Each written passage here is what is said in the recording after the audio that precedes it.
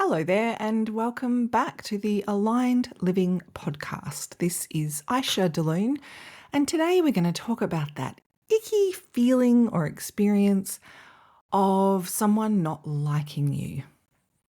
So, I want to unpack what's going on when someone doesn't like you or you feel that they don't.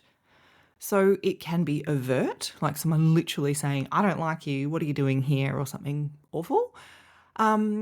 All the way through to people looking at you in a way that you interpret as not liking you, making snide little comments, or it can just be a feeling, a lived experience of feeling unwelcome, not approved of, not liked. And to be perfectly honest, sometimes you're right, because no one is everyone's cup of tea. We all have our preferences, our lifestyle choices, different values, our humour, mindsets, and sometimes they're like oil and water. So they're never going to mix, even though they can sit side by side in some situations. Sometimes it's more like Coke and Mentos, and they're actually never going to commingle in a calm way because we're all different. I like to think of life like a mosaic, and we all bring our own colours. And sometimes you're not right. It's just your patterning or your fears or projections. And the conversation we're going to be having today will be useful regardless, because the central person in your life who you really need to like, who you really need to enjoy and approve of and be in alignment with is actually you. Now, this is not going to be a podcast episode where I coach you into being some self-congratulatory egomaniac or someone that doesn't care about their impact on others. I'm talking about alignment. And one of the side benefits of doing the deep work of real alignment is the understanding of diversity.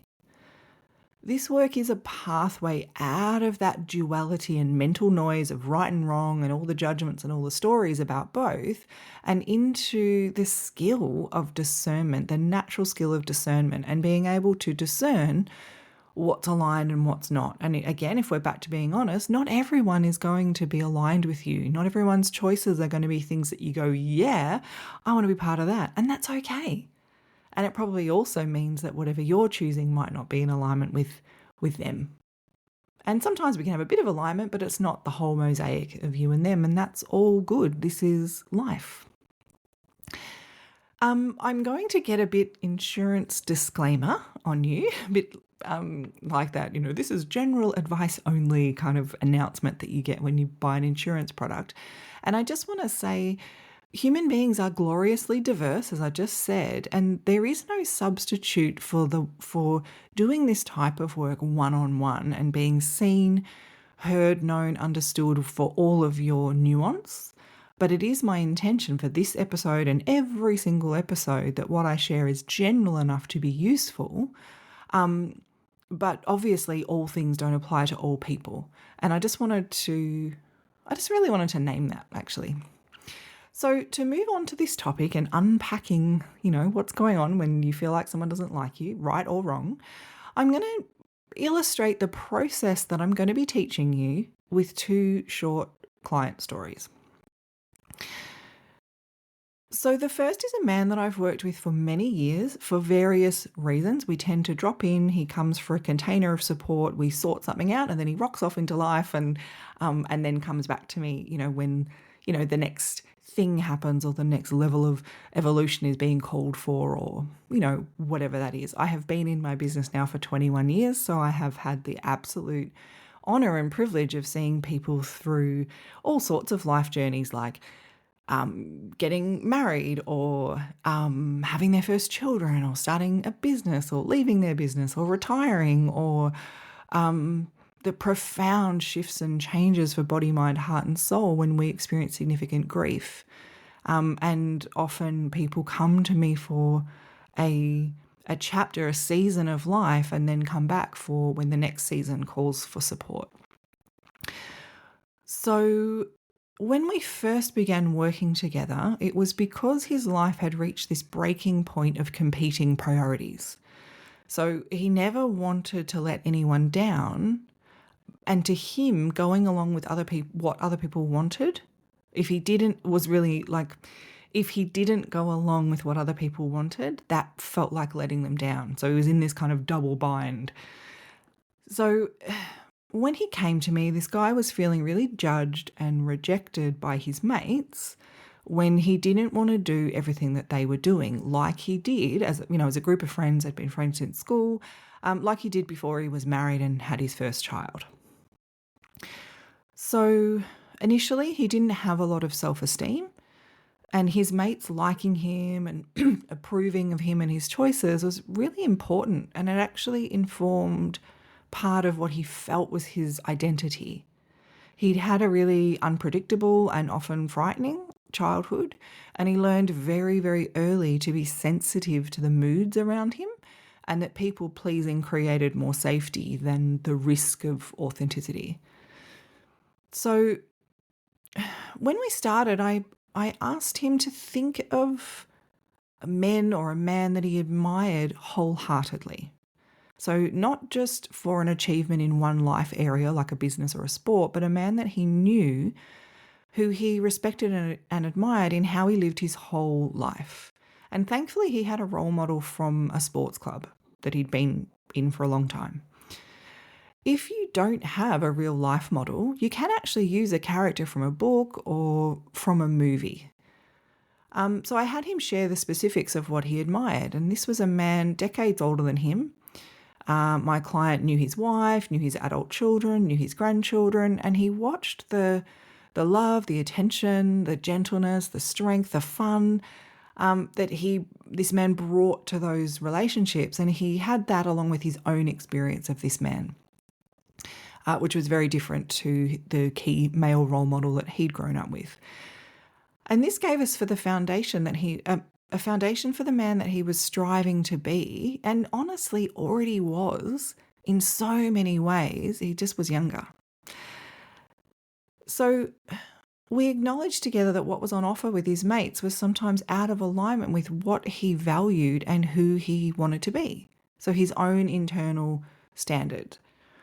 And so we had a look at the intention of his mates, and that intention was, to have fun.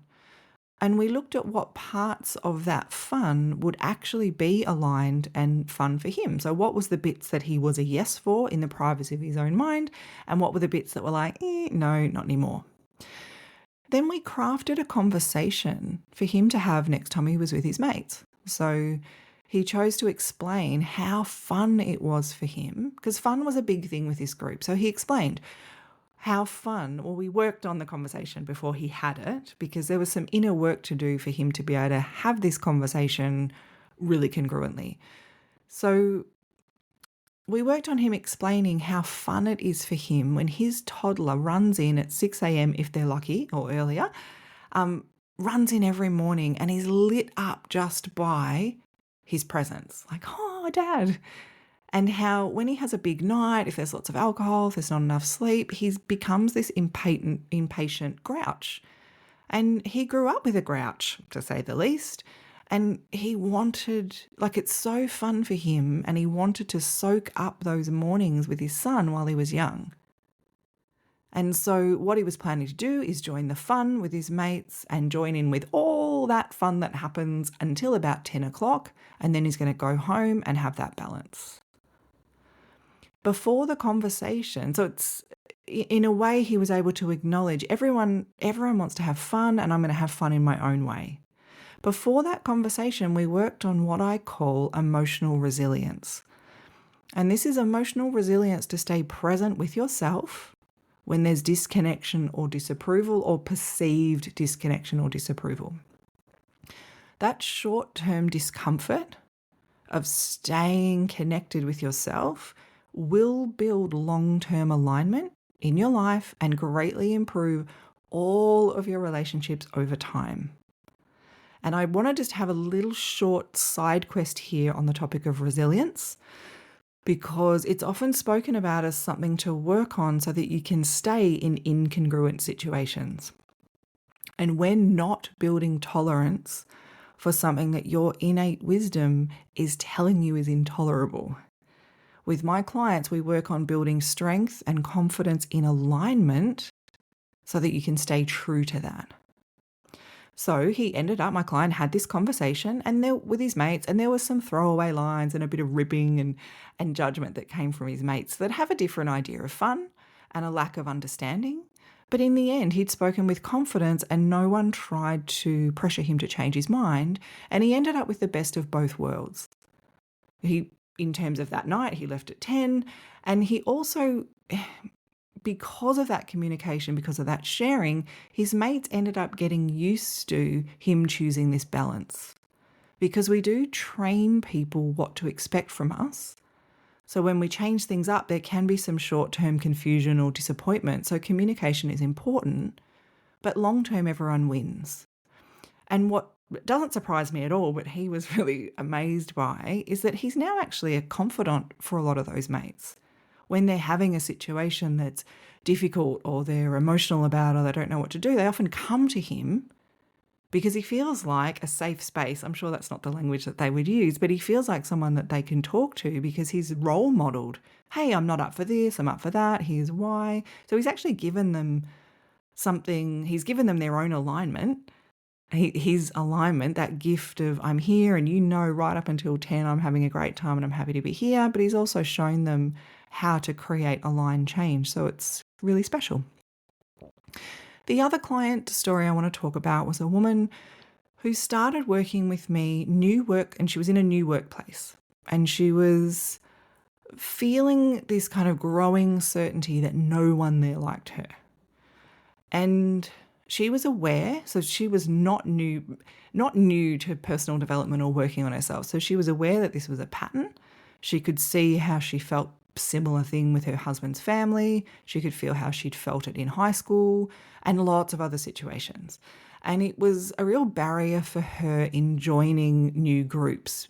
And it was, in terms of contemplating joining a new group, like volunteering somewhere or starting to play tennis or something like that, anything where there's groups of people, was this real barrier for her because it was such an uncomfortable feeling that she preferred to avoid, and it was really distressing her in her new job. So we did a lot of deep work on her sense of self. So really uncovering her true nature when she wasn't adjusting for the people around her. So I'll often talk to people about topiary, which is that kind of gardening thing that people do where they take a tree that would have its own beautiful natural shape and they kind of snip them all in a row into squares or circles or animal shapes or something like that. And this is often what childhood is like for people, that they're snipped and shaped by the people around them. Some families want all their children in a row, all squares or all circles or all shapes that they understand. So anything that falls outside of what's expected gets snipped off. Sometimes people topiary themselves. They kind of decide on a shape they want to be or a personality they want to be. And so they're editing and snipping and changing themselves rather than allowing themselves to be their own natural shape. So the work is often about allowing our true shape, our true nature to emerge out of conditioning and well-practiced patterns. Because the deep work isn't about becoming something new, it's about dissolving all that we never were. When our sense of self comes from external approval, we're very vulnerable to manipulation. And sometimes we can be victims of intentional manipulators, and sometimes we can just find it kind of impossible to hold and set boundaries because all someone has to do is be a bit upset or disappointed and that's it, we're ready to change. It can also interrupt good parenting. Excuse me. If you're wanting your children to like you, if that's really important, it can be hard to set boundaries and make those, challenging parenting decisions, which in the short term can be, your kid's a bit cranky with you. And it can also make something as beautiful as I love you, like someone saying I love you, it can have that being something that means a lot less if you haven't actually let someone really know and see all of you. And those loving relationships will feel less secure. So there's a lot of reasons to do this work. So anyway, we explored her versions, her experiences, her thinking around being liked versus being respected. We looked at self-approval versus other people approving her. Her initial inspiration for working with me was her workplace. So we looked at what work ethic was for her, what she wanted to contribute, what aligned work life looked like, and how her fears were getting in the way of working in the way that felt right for her. We had a look at company values and how they aligned with hers, and the overall goal being like customer satisfaction. So she focused her skills there on customer satisfaction. And we workshopped conversations that she could have, like with her boss, with her co-workers. As she relaxed into her own alignment, she had self-approval. And she opened to really constructive conversations with her boss. She was open to feedback. She was open to allowing herself to make suggestions, whether they were taken up or not. She'd done her job by offering her, insight or her experience and making the suggestion. She relaxed with her co-workers and some became friends. Some she had a good working relationship with, but they didn't gel personally. And she felt no need to kind of adjust herself and try and make everyone want to be her friend. So in these two client stories, obviously they're quite different and I could share 100 more, but it might be a boring podcast if I just had this as my topic every episode. I'm not sure. But there's a similarity to the process that I went through with both of them that I'm going to share with you so that you can utilize it for yourself. Now, there's 3 essential parts and a bonus 4th part if the people that you're kind of bothered about not liking you or potentially not liking you are kind of close with you and in your life to stay. So here are the parts. There's 3 main ones. Number 1, know you. Beautiful you. Take a deep dive into your values, what really matters. It's impossible to stay centered and aligned with various opinions and other people's agendas if you don't know your own center. And if you don't know this, when I say know you and you're like, how do I do this? I want you to know that's a learnable skill and I can help you. Number 2, explore why do you want them to like you or approve of you? Why do you want that? Is it the discomfort of disapproval? Is it that approval and being liked is linked to your sense of self? And if so, then there's some deeper work to do. And I advise you to get support with it. Is it that you imagine that there would be peace if everyone just liked each other? And I want to remind you, if that's the case, that silence isn't always peace. Like it can actually be suppression or lack of authenticity, and no one's really winning long term there if what you're wanting is genuine connection. Have a really good look at the price you'd have to pay, right, to have that peace or to have that people liking you. And if the price is your congruence, if staying connected to someone means that you have to leave your connection with you, there will be a price you'll pay. Have a look at what this person who doesn't like you is really wanting. And this is useful. In fact, the first certification that I did way over 20 years ago was actually a certification in mediation. And one of the processes in mediation early on is what we call chunking up to a point of agreement. So you might have 2 people that want really different things. Let's use the customer satisfaction idea. So it's like you've got 2 people and they're like, I want to do this, I want to do that. And they seem opposite. But if you can go, okay, if we went your way and we did this, what would that give us? What would be the positive benefit? What's the overall result that you're wanting? And if we did the same thing on the other side, like if we did it your way, what would that give us? What would the positive benefit be? What's the overall result you're wanting to? If we chunk up enough, we can find a point of agreement. And then we can have a conversation because we agree that we both want the same thing. So this is useful. We're still in step 2 here, which is like exploring why you want people to like you and approve of you. Let's give an example of in-laws. So I've worked with a client recently who was struggling with the perception that his in-laws don't like him. And so I went through this chunking up process going, okay, well, what do you think? And he was thinking it was about kind of material things and, kind of low level judgments. And I said, okay, if you really dive into those adults, like they love their child, what is it that you think they really want?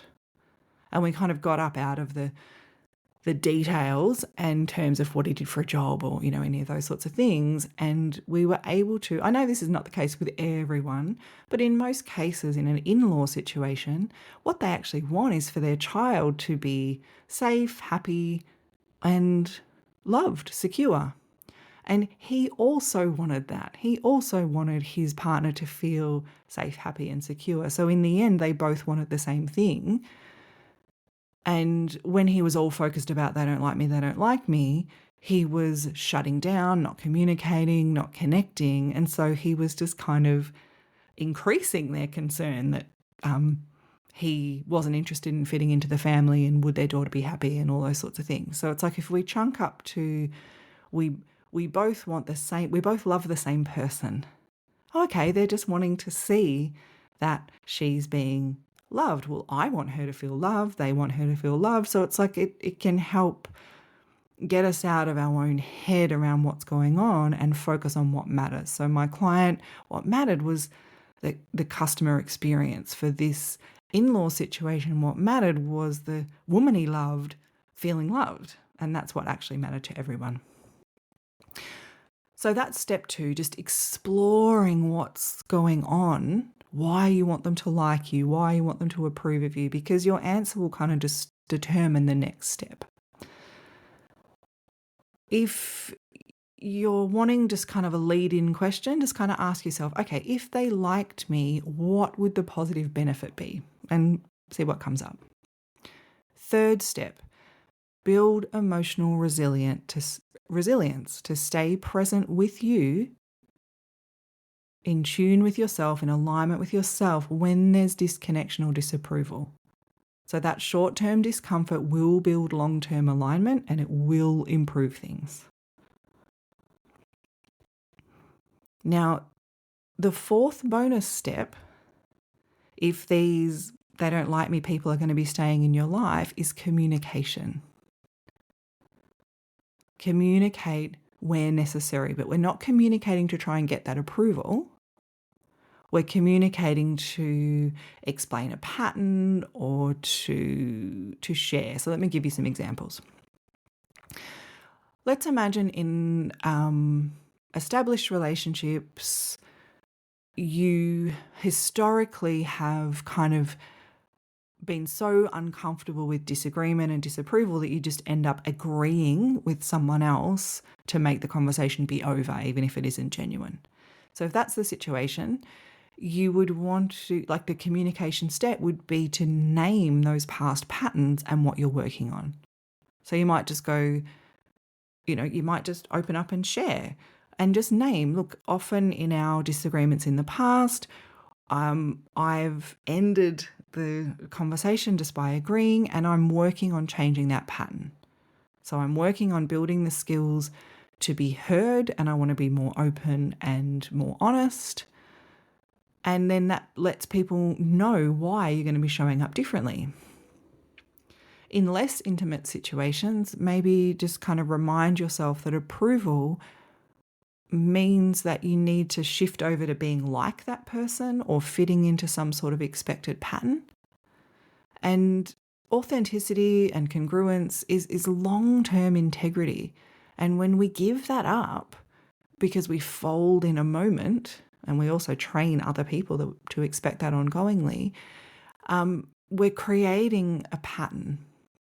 So the options really in this situation are either standing in your own alignment now, or you'll have to do it in some future moment. when we do it in some future moment, we can often get a bit of, oh, you've changed. That happens for my clients quite a lot if they haven't done the communication step. You've changed. You're different now. You're grumpy or you're this or whatever it is. And you haven't actually changed. You've just started allowing yourself to be you, allowing yourself to be in the mix of the people whose feelings you consider. And this is why naming patterns and your intended changes are so powerful. They're so useful. Because if all of a sudden we change and we haven't named that, people, fair enough, they're allowed to be confused. The coaching that I do, sorry, I wanted to say two things at once and I've only got one mouth. There's 5 pillars in my holistic life coaching packages, and building communication skills is one of them, because inner clarity is powerful, but relationships only change when that clarity finds its way into our communication. So it's so important. If you've always just gone along with people to keep the peace and all of a sudden you're going to go, no, how about we do this instead? It's okay if people are going to do a bit of a double take. But if you can, know you, if you can work on these patterns and if you can communicate with people and kind of allow them into your process, it'll be a lot smoother. So those are the steps. Know you, beautiful you. 2, explore why you want them to like you and approve of you, right? But with loving curiosity, no judgment allowed.